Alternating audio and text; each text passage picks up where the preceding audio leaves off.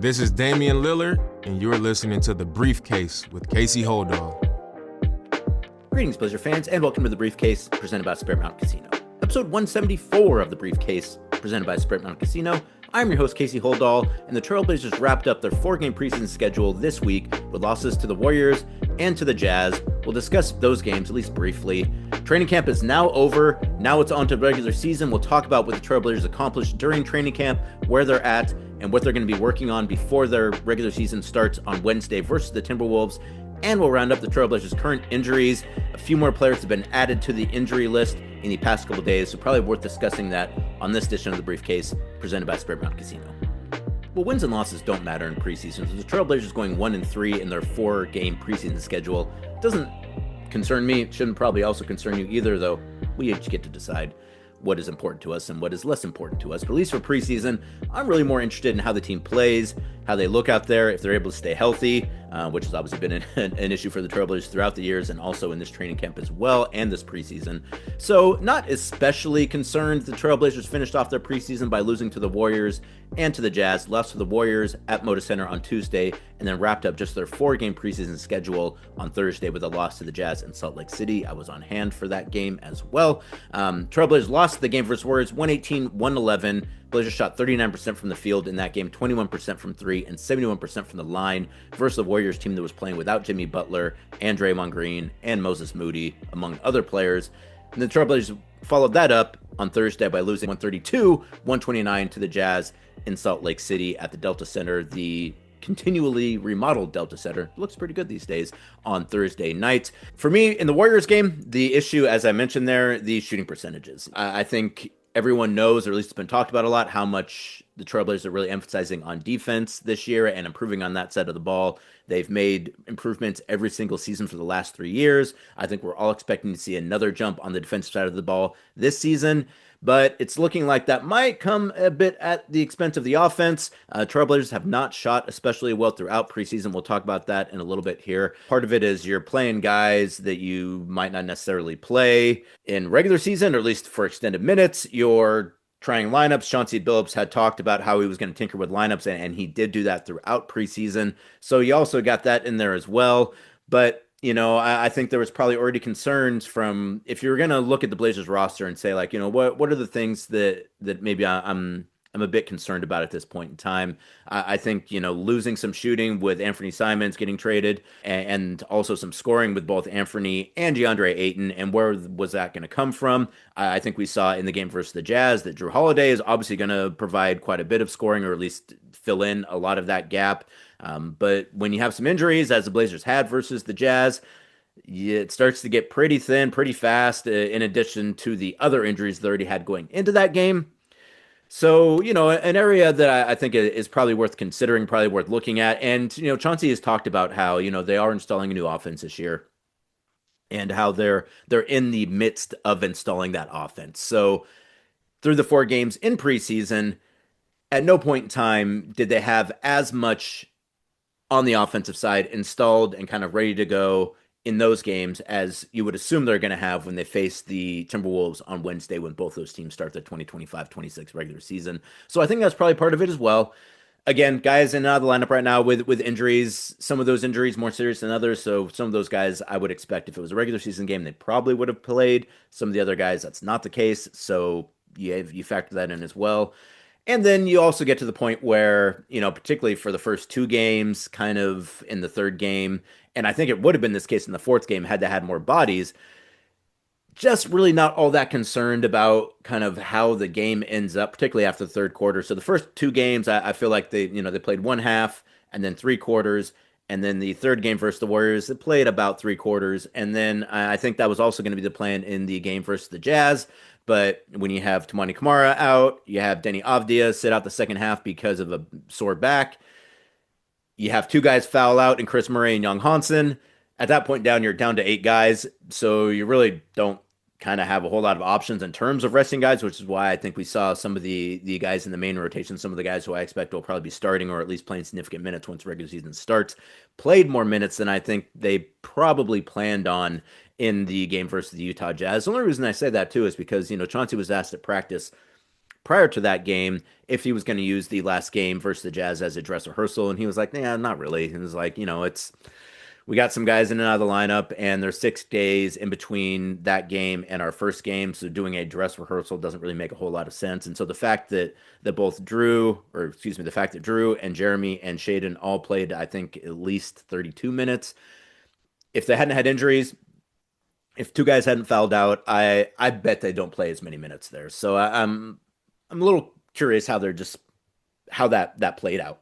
Doesn't really matter all that much. It's preseason. It's now over. Now the attention gets turned to the Timberwolves, but it was something that I wouldn't say I was surprised by, but again, the fact that Chauncey was so adamant that it wasn't going to be kind of like close to what they would do in the regular season, and then it kind of ended up being close, at least from a minutes allocation, to what I would assume it'll probably look like in the regular season, would lead me to believe that something kind of changed in between. And one of the things that changed in between were injuries and foul trouble. So, and fouls, I would say, is another area where that's been an issue for the Trailblazers throughout preseason. I believe the Blazers finished last in the NBA in preseason in fouls committed. So, again, when you're trying to play a physical style of defense like Blazers are trying to play, you're going to get called for more fouls. When you have young guys and guys who are new to the team playing, you're probably going to commit some more fouls. So that's part of it. But again, something that probably really needs to get cleaned up, or that you would hope would get cleaned up, particularly for a team that, if they want to if they're going to stand on their defense, is kind of what Jrue Holiday has talked about multiple times, which I think is a very smart decision. Fouling is something that can kind of scuttle that really fast. It doesn't allow you to play the way you want to play. You end up losing guys who you would have on the court, particularly from an offense perspective, because they're fouling or getting fouls on defense, and then you don't really have the personnel to make up for their losses if you have to sit them because they're getting too many fouls. And then, it obviously just allows the other team to score easily. And I think for a Blazer team where if you were going to pick out something and say, like, that's probably where they're going to encounter some issues, I think kind of scoring is probably going to be one of those areas. You really don't want to give your opponent that many free looks at the basket through free throws, because, again, those are points that you're probably going to have to make up in the field. And that might be difficult for a team like the Blazers, who are, again, kind of more based on a defensive perspective, and at least until some guys get back offensively, particularly a guy like Scoot Henderson, whoever ends up kind of being the guard in that second unit. They haven't really had that. They have Blake Wesley, who's done a really nice job, but again, it's more of a defensive guy. You have Caleb Love, who's done a good job, but is younger and kind of more of a volume shooter guy. So I think that backup point guard spot that you don't really know what to make of it just yet, because Scoot has missed off training camp with that injury. That's where I think you start to look at kind of what that player in that position is going to be able to do. And that's going to help the offense, I think, considerably, but we haven't really got a chance to see that because of injury. So let's go ahead and just run down some of the specifics of that game versus the Jazz. It was on Blazer Vision, but it was the Utah Jazz feed, which I was in the arena, so I wasn't watching that. Hopefully it wasn't too awful annoying, but shout out to the Jazz actually for sharing that feed with us. Definitely not something they had to do, so a nice thing for them to make that game available to our fans on our platform. So the Blazers, again, called for a lot of fouls in that game, 38 fouls. Both Chris Murray and Young Hansen foul out in under 20 minutes. Donovan Clingan and Sidi Sissoko each get 5 fouls in that game, so probably having to play a bit tentative towards the end of that game as well. So the Blazers were down to 8 men by the end of that game because, as I mentioned, Deni Avdija, after starting that game, ended up sitting in the second half because he was having some back stiffness. Back stuff is always kind of, it lingers sometimes. I think he's been dealing with that throughout training camp. It's nothing serious, but it is something that I think they would like to get squared away before the start of the regular season. Also, anyone who's ever had any kind of back issues knows that you can feel fine, and then you do just a little something that's normal, and all of a sudden you've tweaked your back. I tweaked my back this summer picking up a cap. I was bending over to grab a hat to wear, and I wouldn't say it hurt my back, but it was definitely sore for a couple days. So, and again, I'm a 45-year-old. I'm not Deni Avdija, who is in great shape and is young and has his entire life ahead of him. But nonetheless, anyone who's ever had back issues knows that they can be kind of tricky. So not exactly, I don't think that's too concerning, but, something to definitely keep an eye out. Better shooting for the Blazers in that game versus the Jazz. Shot 44% from the field, 39% from three, 82% from the line. Those were significant improvements from the game versus the Warriors, where, again, they shot 39% from the field, 21% from three, 71% from the line. That's not going to get it done. 44%, 39%, 82%. That can get it done, even though it didn't necessarily get it done that night in Utah. But again, it was a close game. That's the part that matters. You'd like to see him execute a little bit better at the end of that game. But again, when you're down to 8 guys, that's a little bit to be expected. Trailblazers did have a chance to tie that game up after the Jazz missed a three-pointer, got the offensive rebound, took another three-pointer, got it to go up by 3. Trailblazers 5.5 seconds left.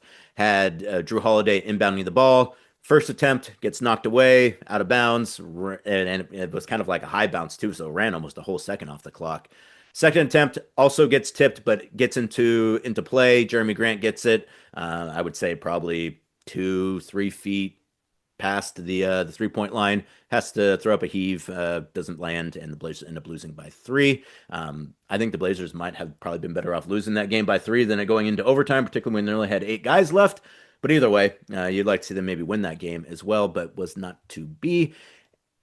Kind of the same issue again with the Warriors in the 2 games as well. Blazers in the first game versus the Warriors, Blazers the better team for the first 3 quarters. Turned over to the bench, end up giving up way too many points, and end up losing that game.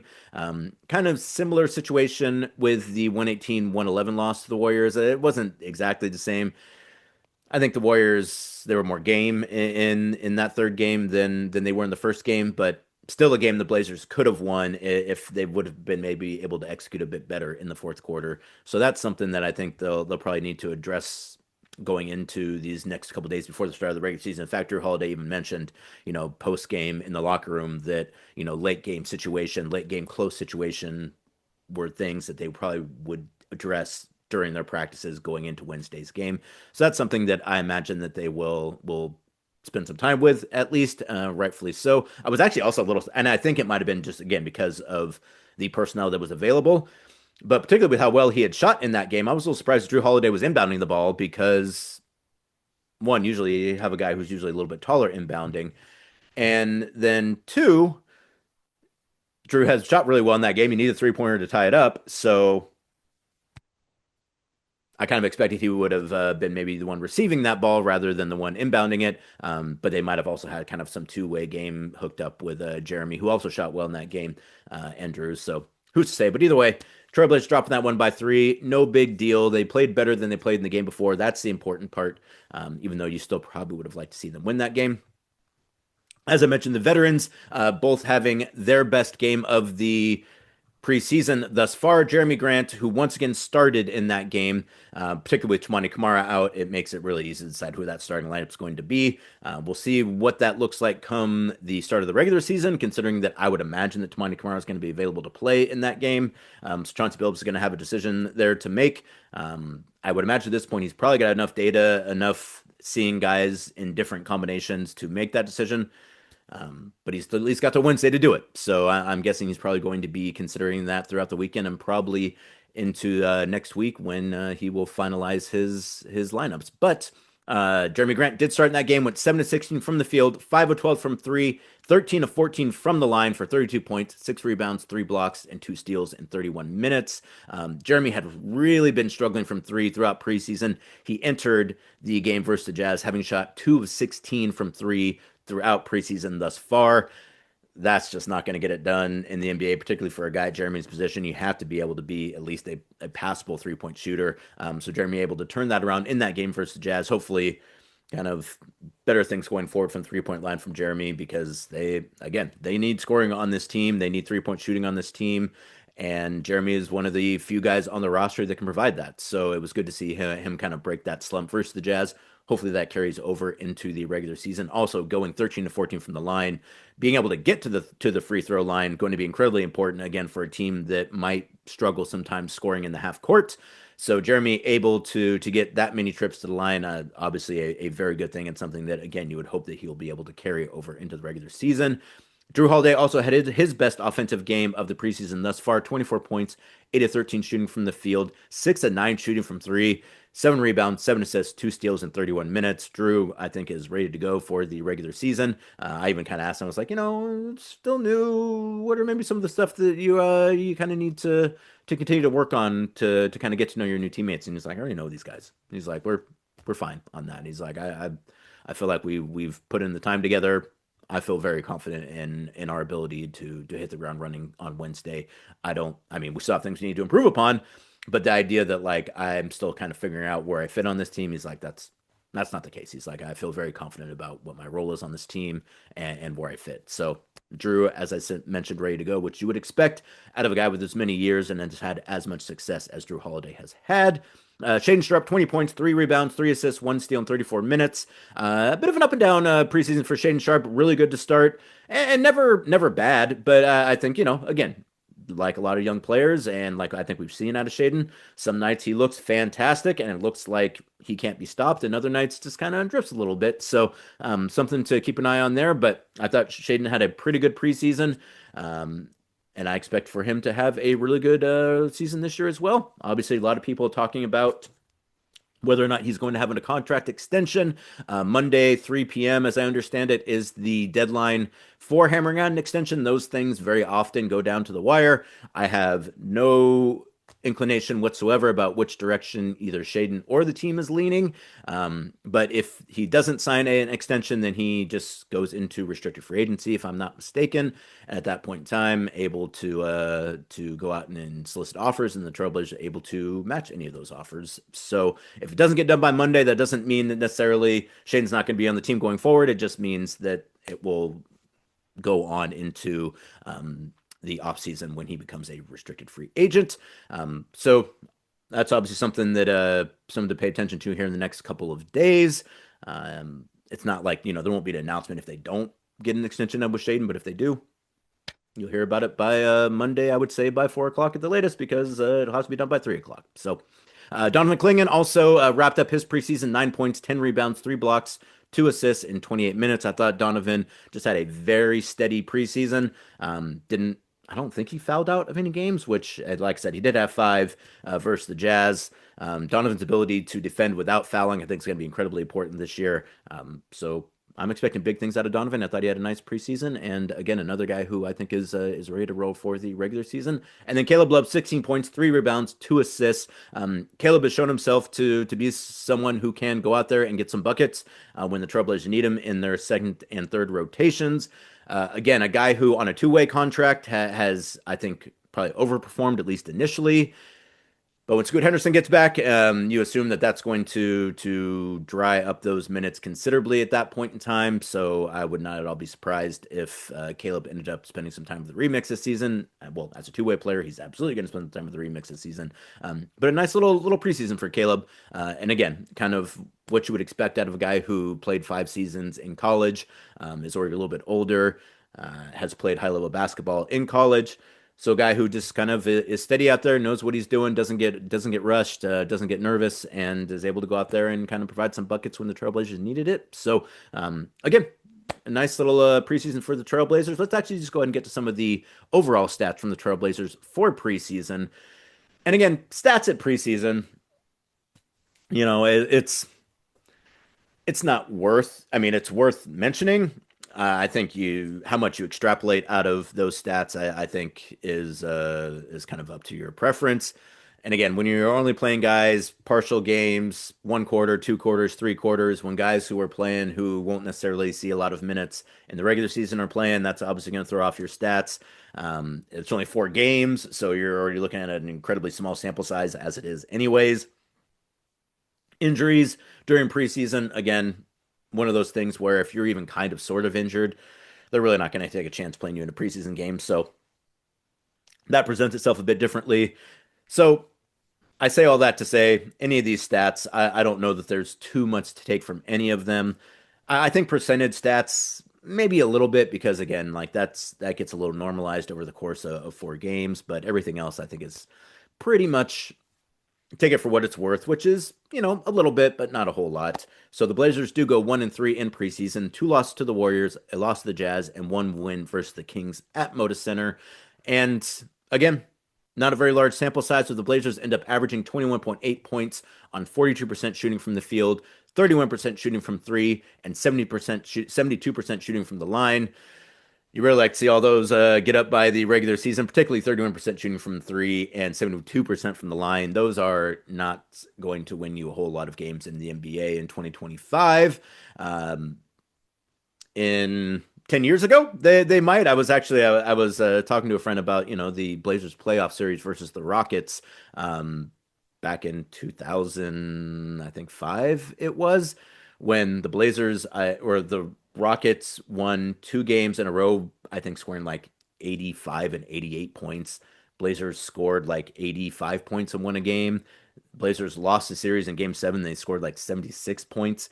So, it wasn't too awful long. It's been the time that I've been with the team, which granted has been kind of a long time, but in that time span, they've gone from having scores that you would see midway through the third quarter to averaging 121 points in preseason, which is where the NBA is at now. And a lot of reason for that is because of the three-point shot. And so if you're not a passable three-point shooting team, you're going to have a hard time having success in the current NBA. And so you'd really like to see that 31% number the Trail Blazers put up in 4 games over the course of preseason. That's got to get up at least a few percentage points if you want to have any success in the NBA this year. You'd also like to see that shooting percentage up more towards the 45-46%, and free throw shooting as well. Like, again, a team like the Blazers that are going to need to get easy points, you can't shoot 72% from the free throw line as a team. That you need those points. And so that's got to improve. Though I will say, in terms of their actual scoring, that's ranked 7th in scoring in the preseason, that 121.8 points per game. Their field goal percentage and three-point percentage ranked 23rd in the NBA in preseason, and their free throw percentage ranked 24th in preseason. So I think that's probably pretty close to what those would rank during the regular season as well. So again, really need to see those percentages get up when the regular season starts. I imagine they will. Those rotations, which are going to be more extended this year, will still be considerably shrunk down from what we saw during preseason. So you would imagine that more of those minutes are going to go to some guys who are a bit more adept at both sides of the ball. But again, they've had injuries, so we will see how that goes. Some of the good news, though, is they did finish second in offensive rebounding at 19 per game and 5th in total rebounding at 51.8 rebounds per game. Rebounding is something that Chauncey Billups has been on and on and on about for a couple seasons now. Blazers are a team that really want to dominate the glass, particularly on the offensive end. But they'd like to see that. They'd like to see some better results on the defensive end as well. They've obviously got a lot of size on this team too, so you would hope that they would be a good rebounding team. And again, they're going to need second chance points. They're going to need every opportunity to score on this team. So if you're able to really hit the offensive glass, as the Blazers, I think, have the ability to do, that's going to result in really good things for this team. One, because it's always good to get more possessions, but two, when you're a team that is probably going to struggle at times scoring, any second chance you get is definitely needed, because if you're getting one shot and then running back on defense, and you're a team that is already probably looking for some scoring in places, or looking for guys to step up in terms of scoring when they necessarily haven't maybe been that player yet in their career, getting as many extra attempts at the bucket is going to be super helpful. It's helpful for any team, especially helpful for a team that needs points. So that's been a good sign from preseason. And again, I think something that, you assume might be able to carry over into the regular season. We'll see how that plays out. Blazers, as I mentioned, though, committed more fouls in preseason than any other team, and by kind of a lot. Blazers averaged more than 2 fouls more than the next team, which were the Phoenix Suns. So the Blazers ranked 30th out of 30 in preseason in terms of fouls per game. That's got to get cleaned up. And also, too, just as, watching games, just as someone who enjoys, a more aesthetically pleasing brand of basketball, going out there and mucking it up, I completely understand that. It's got its charms. But I wouldn't even say that's what the Blazers were doing in that situation. They were just getting called for a lot of fouls, and that's something that's going to have to get cleaned up. You cannot average 2 more fouls than the next worst team when you're already ranked 30th as it is. And again, it's preseason, so I wouldn't make too much of it, but fouling is something that was an issue for this team throughout the exhibition season, and something that they're going to need to get their arms around throughout the course of the regular season. Now, there is one thing there, though. If you're trying to I'm not saying the Blazers are fouling on purpose during preseason. They're not. But if you establish yourself as a physical team, I could see an argument that would be, look, you're going to get called for more fouls at the beginning of the season, but as you become known by the officials as a team that plays a physical brand of basketball, perhaps you'll see those foul numbers start to come down a little bit once the season starts. The other thing too is that first couple weeks of the season and in preseason, you got the points of emphasis for the officials. They're really trying to do their best and get back into the swing of things themselves. One of the players, I think it was actually Jrue last night, you mentioned, he's like, hey, it's preseason for the officials as well. So you also imagine that part of that is a function of it being preseason and probably just calling more fouls in preseason than they would otherwise. Those points of emphasis, the way that that always goes is they get over enforced at the start of the season, and then there's a correction sometime, usually around a month into the season. So perhaps we'll be seeing that as well this year. But either way, the Trailblazers, for their part, need to do a better job of not fouling on defense, at least as much as they did during preseason. So something there that they'll probably also address throughout the course of the next 4 or 5 days as they prepare for the season opener versus the Timberwolves, which is once again on Wednesday at Moda Center. One also little piece of news here as well in terms of preseason and training camp. The Trailblazers announced on Friday that they have waived Javonte Cooke. He is still in the running for the two-way spot. Trailblazers have one two-way spot available. Caleb Love, Sidi Sissoko have the two other three-way spots available. Quite a few players were also cut this week as teams get down to 15 players, at least on their full roster. You can have up to 18 players counting two ways. So some guys getting cut this in the last couple of days. The Blazers may be looking over those guys as well. And then potentially making a decision. I don't know if they'll necessarily make their decision on two ways before the start of the regular season, but I would imagine at some point in time they will fill that two-way spot. Probably, I would say, before the start of the G League season as well. So Javonte Cooke still with a very good chance to end up on the Trailblazers roster in one form or another as a two-way player, but was cut on Friday afternoon along with a lot of other players who, again, the NBA is getting down to 15 players, 18 players with two ways. And so it's a bit of a moving day on Friday for NBA teams. Few other teams still have preseason games to go. I believe that I was looking at their schedule. The Timberwolves play a preseason game Friday night versus the Sixers in Philadelphia. And, it's Minnesota, so it is a little bit different. The first thing I saw when I saw it, though, was like, God, they're going all the way to Philly to play a preseason game. It's like, well, they're also in Middle America, Casey. They're not here on the West Coast like you are in Portland. So, yes, the Blazers are flying all the way to Philadelphia to play a one-off game in preseason. That would be a little bit of a head scratcher. Teams do have a lot of influence over their preseason schedule, so at that point in time, you assume there would be a reason for that. But other teams are still playing preseason. I think as I mentioned, the the Timberwolves played 6 preseason games this year. The Blazers only played 4.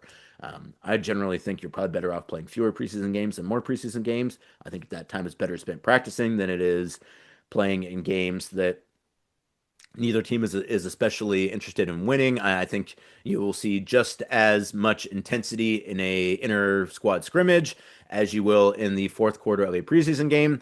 So I don't think that's something that I would be too awful concerned about either. But either way, Trailblazers have now wrapped up the preseason, wrapped up training camp. Now it's on to the regular season, which starts once again Wednesday night versus the Timberwolves.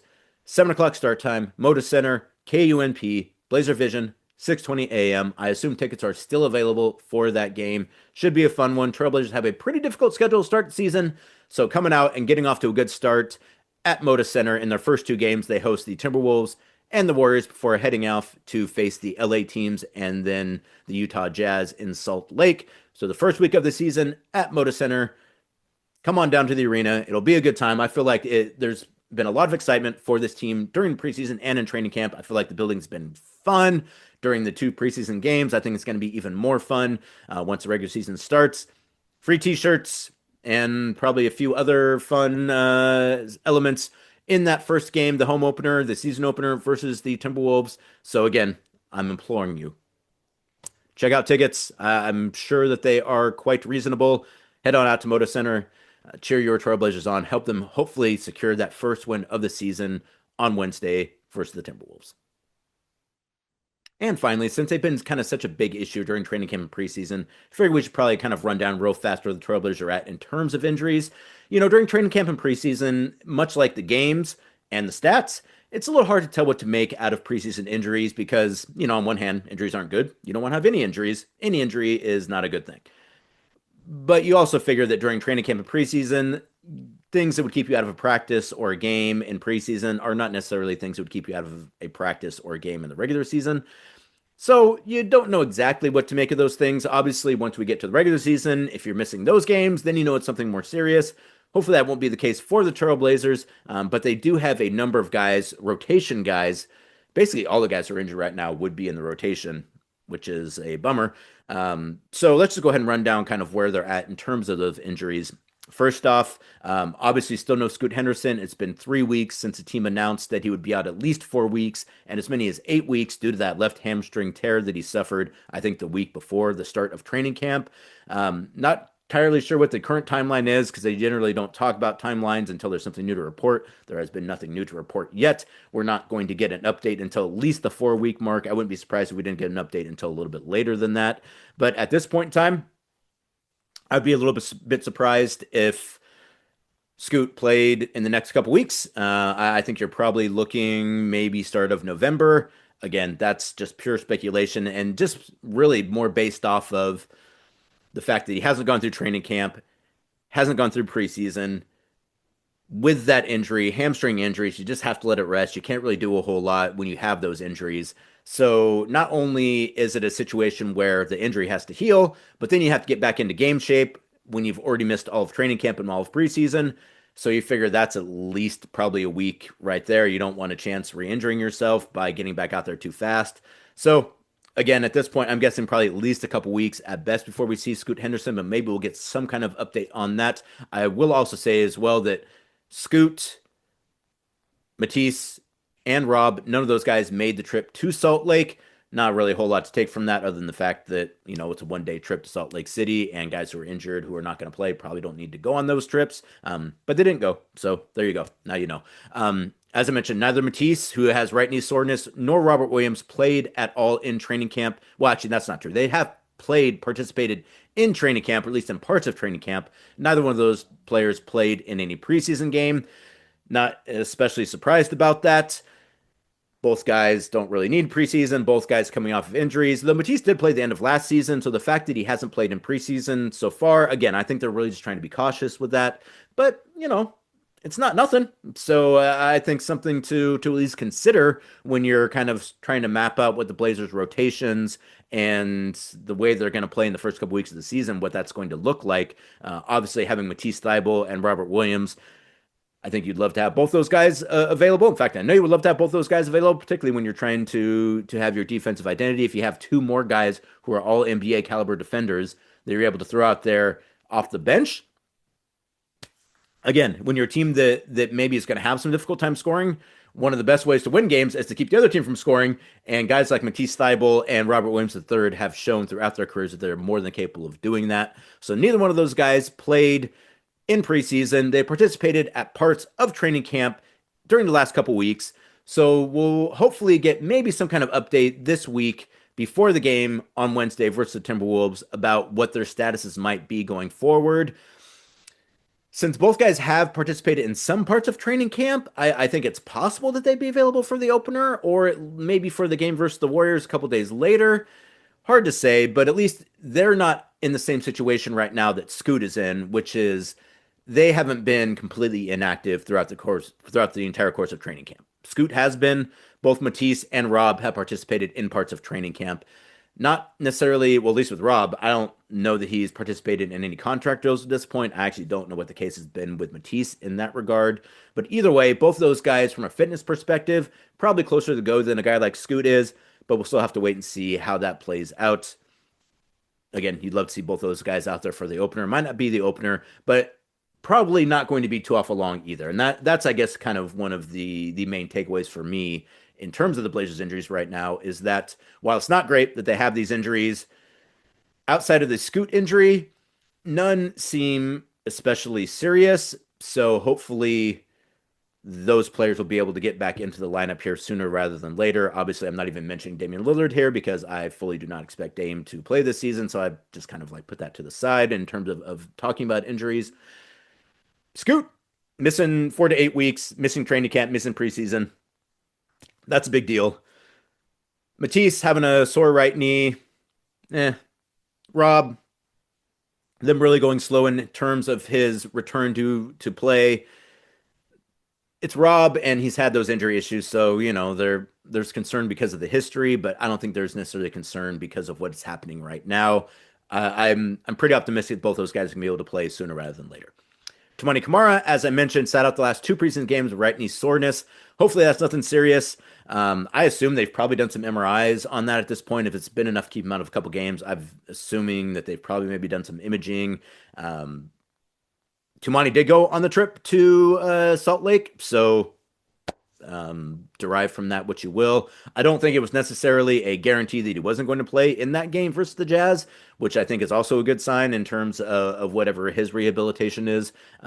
He's also been in really good spirits lately as well. If that injury was really bothering him, if he was something that he was really concerned about, maybe you kind of notice that in the way he presents himself, but that has not at all been the case. So I am not especially concerned about that injury with Toumani. Again, I think particularly when you lose Scoot, like they lost him, I think it really at that point in time becomes like, hey, we can't lose anyone else in the regular rotation. So let's just be as careful as we possibly can. So hopefully that's nothing too long term, but definitely something that kept him out of two preseason games. So it's not nothing either. And then Deni Avdija, as I mentioned, second half, sat out the game with back stiffness. Again, nothing that I think is too awful serious. I think he has been dealing with kind of a sore back throughout the course of training camp and preseason. So maybe it just got to the point in the last game of preseason, the last half of the last game of preseason was like, hey, let's maybe just take a rest here. So again, nothing that I suspect is going to keep Deni out of games going forward. The only kind of caveat to that, as I mentioned, is back injuries sometimes are difficult to deal with. The back is an absolute mystery. So hopefully it's nothing that is too awful bad. Again, I'm not expecting it'll be anything that'll keep Deni out of the lineup. And I hope it's not anything that limits his effectiveness as well, because one, this Deni is incredibly important for this team, and two, I think Deni is a guy who you look at and have really high expectations for this season. So if you'd like him to be as healthy as possible entering the season, because that will obviously give him a much better footing starting the season and give him a bit of room to grow. He, after Deni, his first season with Portland last year, kind of got off to a slow start, really picked up into last season. You would hope that he's able to pick up where he left off last season, not kind of start the season as he started last year with Portland. Again, I would not expect that at all. I think that was really more a situation where Deni just didn't kind of know exactly how he fit on the team, didn't know exactly how they wanted him to play. He was also kind of doing the thing after spending a bunch of years in the East where maybe, you can get away with a few more things, kind of driving into the teeth of the defense and then not really necessarily having a good outlet. Really stopped doing that after about the first month and a half of the season, then turned in a fantastic year. I think a lot of us are expecting really big things from Deni this season. And so hopefully that back is not an issue that lingers, because again, back stuff can be a little bit tricky sometimes. You get one shot to the back and that might keep you out of a game or two, which you would hope that would not be the case. The other thing too, they played Deni in small ball lineups as a 5 versus the Jazz, particularly the Jazz team that plays really big, and it was successful. And that's something that, you really want Deni at his best, because, you're going to take some knocks when you're playing 5 versus a team that has guys like Yusuf Nurkic, shout out to my guy Nurk, and Walker Kessler.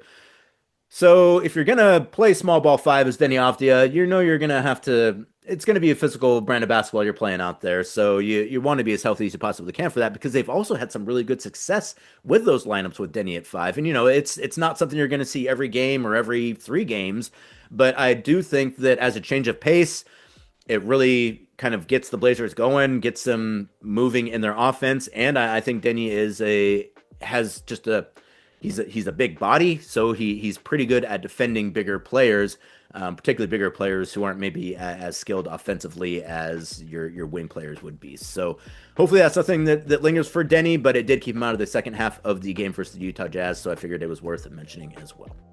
And that's going to do it for this edition of The Briefcase. Thank you so much for joining me. As always, I will have a preview edition before the start of the regular season, either on Tuesday or maybe even heck on Wednesday morning before the Trailblazers take on the Timberwolves. So be on the lookout for that. We'll also have a preview edition with Brooke Olzendam on the Blazers balcony. So look for that in your feeds early next week as well. But until then, one more reminder, Trailblazers, Wednesday, season home opener versus the Timberwolves. 7 o'clock start time, KUNP, Blazer Vision, 6:20 a.m. Tickets available. Head on out to the Moda Center. It should be a good time. The new boards are working great. If you went to any of the preseason games, it's an absolute upgrade. Again, crowds have been great. New food options at the Moda Center as well. A few new elements on the concourse. A whole lot of reasons to come out to Moda Center for this Trailblazer team because, again, I think it's going to be a fun season, and it starts on Wednesday versus the Timberwolves. So until then, we will talk soon. Please like and subscribe wherever you get your podcasts. I'm Casey Holdahl. Go Blazers.